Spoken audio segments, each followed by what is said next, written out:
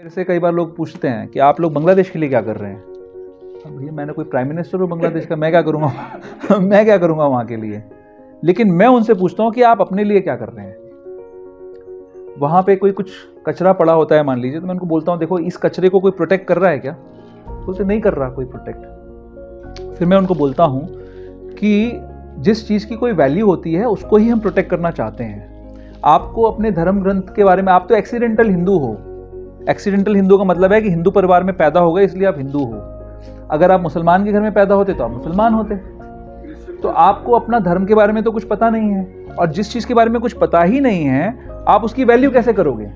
और क्योंकि आप उसको जानते नहीं हो, उसकी वैल्यू नहीं करते हो, तो आप अभी सेंटिमेंटल, आप व्हाट्सएप वॉरियर बने हुए हो। व्हाट्सएप पे लोग बड़ा बड़ा तलवारें निकाल लेते हैं कि ये करेंगे हम, वो करेंगे, लेकिन कुछ नहीं करते धर्म के लिए।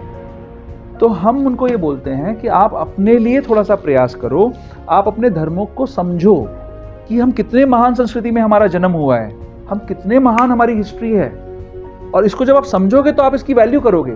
फिर कोई आपकी गर्दन पे तलवार भी लेके आ जाएगा, आप फिर कन्वर्ट नहीं हो सकते, आपको कोई हरा नहीं पाएगा। वो कहते हैं ना सरदारों में कि एक सरदार 1.25 लाख के बराबर होता है।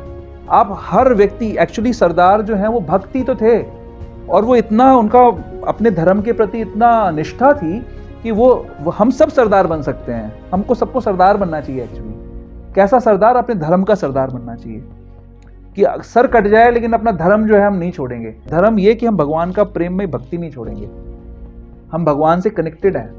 तो ये वैल्यू आप तभी कर पाओगे जब आप इन ग्रंथों को पढ़ोगे। तो बांग्लादेश की सिचुएशन की जिम्मेदारी हम सभी लोगों की है, और उन लोगों की विशेषकर है जो अपने धर्म को जानते ही नहीं है, समझते ही नहीं है क्या धर्म है, क्या बांग्लादेश में जानते हैं वो धर्म के बारे में।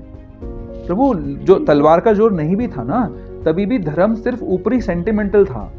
मैं सिर्फ एक बात ये कह रहा हूं कि हम सब लोग इसके लिए जिम्मेदार हैं, और कभी यहाँ भारत में भी ऐसी सिचुएशन आ जाए तो कोई बड़ी बात नहीं है, क्योंकि कोई इंटरेस्ट नहीं लेता धर्म में। और क्योंकि आप इंटरेस्ट नहीं ले रहे हो तो आपको पता ही नहीं है कि उसकी वैल्यू क्या है। और जिस चीज़ की वैल्यू नहीं पता उसके लिए आप कभी भी हृदय से उसको प्रोटेक्ट नहीं करोगे।